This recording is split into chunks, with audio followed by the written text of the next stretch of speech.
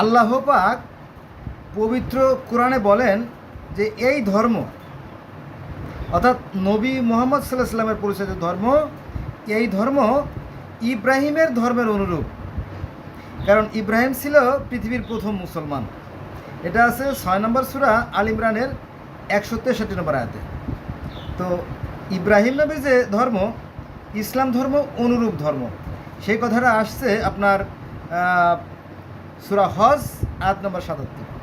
এখানে আল্লাহ বলেন যে এই ধর্ম, অর্থাৎ এই ইসলাম ধর্ম তোমাদের পিতা ইব্রাহিমের ধর্মের অনুরূপ ধর্ম। কারণ কি জানেন? পৃথিবীর সূচনা লগ্নে মানুষ বিভিন্ন ধরনের গাছপালা, নদী নালা, পাহাড় পর্বত, গুহা ইত্যাদি জিনিসকে কি করত? ভক্তি করত, শ্রদ্ধা করত।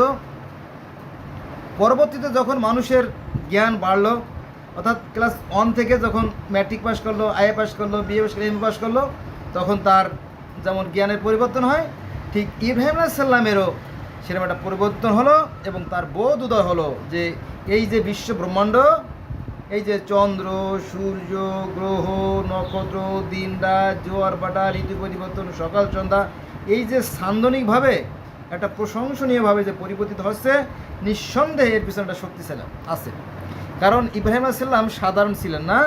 ইব্রাহিম আলাইহিস সালাম খুব বিচক্ষণ জ্ঞানী ব্যক্তি ছিলেন। তার পিতা ছিল একজন উঁচু মানের রাজা টাইপের লোক আর কি। তো এই ছেলেকে 7 বছর পর্যন্ত গৃহে লালন করেন। 7 বছর পরে গৃহ লালন করার পরে তাকে বিদেশে লেখাপড়া শিখাতে পাঠানো হয় এই ইব্রাহিমকে। যদিও ইসলাম ধর্মের বিস্তারিত নাই।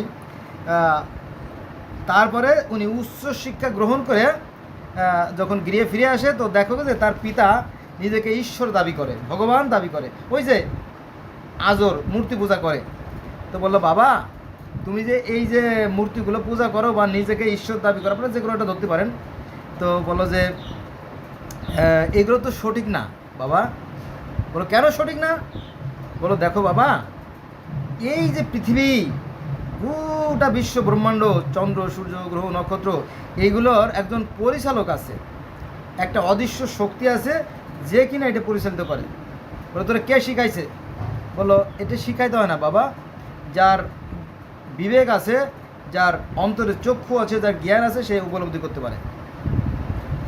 তুমি বাবা নিজেকে যে ঈশ্বর দাবি করো, তুমি যে নিজেকে আল্লাহ দাবি করো, ভগবান দাবি করো, এটা কোন সোর্সে? বলো, দেখো না, আমি এই যে মানুষদেরকে হত্যা করি, আবার জেলে ঢুকাই, ইচ্ছে করলে মুক্ত করে দেই। ও বাবা, বাবা তো সামান্য ক্ষমতা, এটা তোমার সামান্য ক্ষমতা, এটা তো এই ক্ষমতায় তো আর পৃথিবী চলে না। বলো, তুমি কী বলতে চাও? বলো, বাবা তুমি যদি এই যে সূর্য, প্রতিদিন সূর্য যে পূর্ব দিক থেকে উদিত হয় এবং পশ্চিম দিকে চলে যায়, তুমি যদি সত্যিকার ধরে ঈশ্বর হয়ে থাকো, ভগবান হয়ে থাকো, আল্লাহ হয়ে থাকো, তাহলে তুমি এই সূর্যটাকে পশ্চিম দিক থেকে একবার উদিত করে দেখাও, তাহলে আমি তোমাকে সালাম করব এবং তোমাকে আমি ঈশ্বর হিসেবে মেনে নেব। তো বেয়াদব, বাবের সাথে তর্ক, দেখেন কত বড় জালেম। সে যুক্তি এর ধার ধারে না, সে প্রমাণের ধার ধারে না, সে যা করে সে তাই করতেই থাকে। এজন্য নবী মুহাম্মদ সাল্লাল্লাহু আলাইহি ওয়াসাল্লাম বলছেন যে তোমরা যদি কোনো কথা শোনো যে কোনো মানুষের চরিত্র পাল্টাইছে, এটা বিশ্বাস করো না। যদি পাহাড় সরে যায়, এটা বিশ্বাস করো, কারণ মানুষের চরিত্র সহজে বদলাতে চায় না। যাক, তো এই যে প্রহ্লাদ মহাজন, প্রহ্লাদ মহাজন, হিন্দু ধর্মের যে প্রহ্লাদ মহাজন, এই প্রহ্লাদ মহাজনই সম্ভবত আমার মনে হয় যে সময়ের পরিবর্তনের সাথে এই ইব্রাহিম, অর্থাৎ ইহুদিদের ইব্রাহিম, খ্রিস্টানদের ইব্রাহিম, মুসলমানদের ইব্রাহিম, আর হিন্দুদের প্রহ্লাদ মহাজন। এই প্রহ্লাদ মহাজন তার পিতাকে বলছিল, বাবা তুমি যে মূর্তিগুলো পূজা করো, তুমি যে অসুর, তুমি যে জালেম, তুমি যে অত্যাচারী, এটা তুমি বোঝো? বলো, কি বেয়াদব? তখন এই প্রহ্লাদকে হত্যা করার জন্য প্রথমে পানিতে পাথর বেঁধে ফেলে দেওয়া হয়, মরে না। সাপে দংশন করে কিন্তু বিষক্রিয়া কাজ করে না।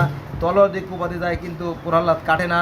তারপর পাহাড় দিয়ে ফেলে দেয় কিন্তু প্রহ্লাদ মরে না।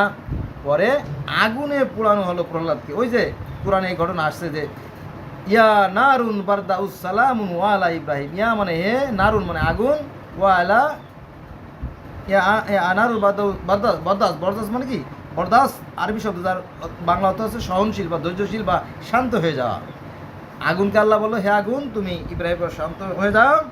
এই কাহিনী সনাতন ধর্মের ঈশ্বরের অবতার রহস্যের 10 জন প্রধান অবতার।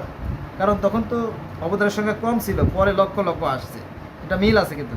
তো এই যে প্রহ্লাদ মহাজন, ইনি তার পিতাকে বলছিল যে বাবা তুমি সেই নিরাকার সত্তার আরাধনা করো যিনি এই বিশ্বজাহান পরিচালনা করছেন।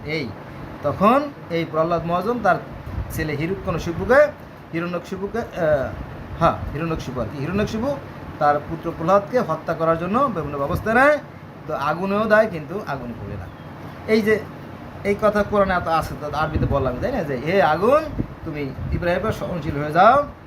এবং এই যে ঘটনা, এই ঘটনাকে স্মরণীয়, বরণীয় এবং জাগ্রত করার জন্য হিন্দুরা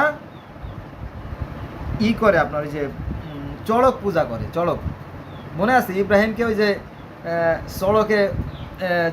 চড়কে দিয়ে যে আগুনে দেওয়া হয়েছিল, এই কথা হিন্দু ধর্মে আছে, ইহুদি ধর্মে আছে, খ্রিস্টান ধর্মে আছে, ইসলাম ধর্মে আছে। ইসলাম ধর্মের কাহিনীটা বলি। আগে একদিন সনাতনের কথা বলছি। ইব্রাহিমকে আগুনে পোড়ানো হবে, সব কিছু প্রস্তুত, বিশাল কাঠের কুণ্ডলী, আগুনের ব্যবস্থা করা হয়েছে।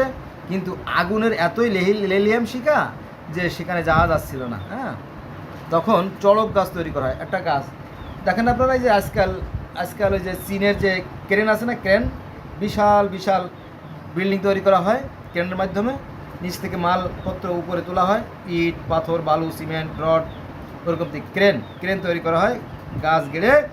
কিন্তু এই গাছটা নড়তেছিল না, অর্থাৎ রহমতের ফেরেস্তারা এই গাছের গোড়া চাইপে ধরে রাখছিল। এটা হচ্ছে ইসলাম ধর্মের কথা, যে রহমতের ফেরেস্তারা ওই গাছটা ধরে রাখছে, আর ইব্রাহিমকে আগুনে দেওয়া যাচ্ছিল না।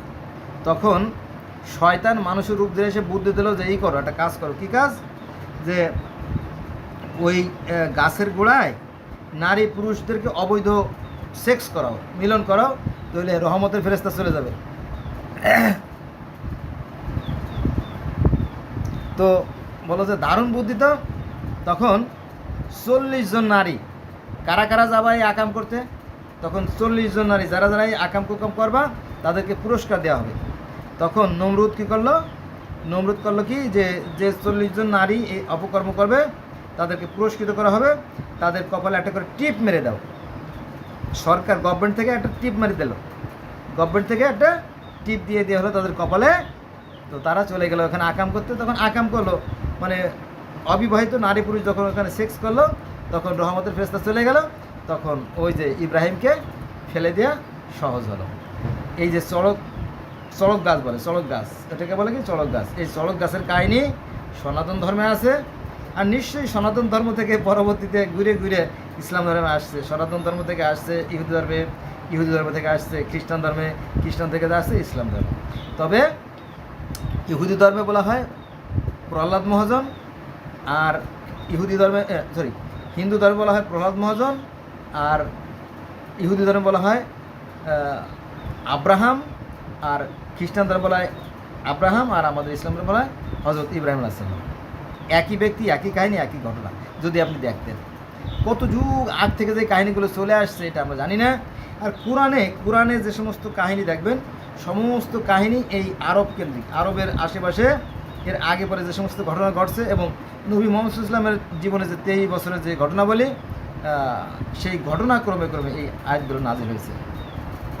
কোরআনে বরফের কথা পাবেন না, তারপরে ডাইনোসরের কথা পাবেন না, এরকম তো অনেক বিষয় আপনারা পাবেন না। উত্তর মেরু, দক্ষিণ মেরু, এইগুলো অনেক কিছু পাবেন না। দেখ যে এই সূর্য যেমন আয়ারল্যান্ড, গ্রিনল্যান্ড, নরওয়ে, এই সমস্ত জায়গায় যে 6 মাসে যে দিন হয়, 6 মাসে যে রাত হয়, এই সমস্ত কাহিনীও পাবেন না। কিন্তু এই কথাগুলো আমাদেরকে বলতে চায় না আমাদের ধর্মগুরুরা, কারণ বললে পারে একটু সমস্যা আছে, তাই না?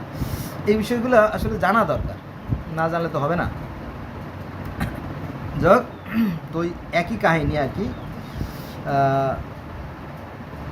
কিন্তু সমস্যা কোথায় জানেন? সমস্যা হচ্ছে অহংকারে পতনের মূল, কুরআনেতে পাওয়া যায়, অহংকার করবেন না বাইরে দুনিয়ায়। আমি তো এই চারটে ধর্ম মিলাই দিলাম, যে প্রহ্লাদ মহাজন, সেই আব্রাহাম, সেই ইব্রাহিম, এবং কোরআনেও আসছে এই একই কথা যে এ ধর্ম তোমাদের পিতা ইব্রাহিম এর ধর্মের অনুরূপ। সূরা হজ আয়াত নম্বর ৭৭। আপনি বেদে মূর্তি পূজা পাবেন না, গীতায় মূর্তি পূজা পাবেন না, কিন্তু এক শ্রেণীর লোক মূর্তি পূজা করে। ওই যে আল্লাহ পাক বলছিল সূরা বাকারার ৩০ নম্বর আয়াতে, ৩০ থেকে ৩৪ নম্বর আয়াতে, যে তোমরা আদমকে সিজদা করো। ওইখানে গণ্ডগোলটা বাঁধছে, ওইখান থেকে এই পূজার প্রচলন শুরু, অর্থাৎ সূরা আল বাকারার ৩৪ নম্বর আয়াত থেকে এই ঘটনা ঘটছে আর কি। এখন ওই যে বললাম অহংকার, মুসলমানরা মনে করে যে নবী মুহাম্মদ সাল্লাল্লাহু আলাইহি ওয়াসাল্লাম আল্লাহ নূরে তৈরি, তার নির্দেশিত পথে আমরা জান্নাতে চলে যাব। আর হিন্দুরা বা সনাতনীরা মনে করে যে আমাদের শ্রীকৃষ্ণ হচ্ছে স্বয়ং ভগবান এবং রামও স্বয়ং ভগবান, তাদের নির্দেশিত পথে আমরা স্বর্গে চলে যাব। আর ইহুদিরা মনে করে যে আমরা হচ্ছি সৃষ্টিকর্তার, আল্লাহর হচ্ছে সবচেয়ে পছন্দের মানুষ, কারণ স্বয়ং সৃষ্টিকর্তা ওই যে তুর পাহাড়ে বা তোয়া পর্বত বা সিনাই পর্বতে এসে আমাদের নবী মুসার সাথে দেখা করে গেছেন এবং আমাদেরকে এই পবিত্র তোরা গ্রন্থ দিয়ে গেছেন। এই পথে চললেই আমরা জান্নাতে যাব এবং পৃথিবীতে আমরা কি মাথা উঁচু করে থাকবো। আর খ্রিস্টানরা বলতেছে যে আমাদের ঈসা নবী হচ্ছে স্বয়ং ঈশ্বরের পুত্র, তার নির্দেশের পথে আমরা স্বর্গে চলে যাব। তাহলে কি বলতেছে যে হিন্দুরাও জান্নাতে যাবে, আর ইহুদিরাও জান্নাতে যাবে, খ্রিস্টানরাও জান্নাতে যাবে, মুসলমানরাও জান্নাতে যাবে। এই লাগছে এবার সংঘাত। কিন্তু কোরআন বলতেছে ভিন্ন কথা। কোরআন বলতেছে আমি 4 ব্যক্তির সাথে থাকি। কোরআন বলতেছে আমি 4 ব্যক্তির সাথে থাকি, যারা সৎকর্মশীল, যারা ন্যায়পরায়ণ মুত্তাকি, যারা পরেজগার, যারা ধৈর্যশীল। কিন্তু মুসলমান পাবেন ঘরে ঘরে, ঘরে ঘরে মুসলমান, হাজার হাজার মুসলমান, লাখ লাখ কোটি কোটি মুসলমান, কিন্তু সৎ লোকের বড়ই অভাব। কারণ কি, আমি খুব স্ট্রংলি বলি, এতে যদি আমার ফাঁসি হয় হোক। সরকারি প্রতিষ্ঠানগুলো মানে শুধু দুর্নীতির আঁকড়া, পিয়ন, জারুদার, সুইপার সে শুরু করে বড় যতই দেখবেন যে বেশিরভাগই দুর্নীতিবাজ। ফলে আমাদের ভাগ্যের পরিবর্তন হচ্ছে না। আসুন আমরা ভালো কাজ করি। ভালো কাজের ফল কখনোই খারাপ হতে পারে না, আর খারাপ কাজের ফল কখনোই ভালো হতে পারে না। এটা এখনও যেমন সত্য, পরকালেও তেমনি সত্য হবে। ধন্যবাদ সবাইকে।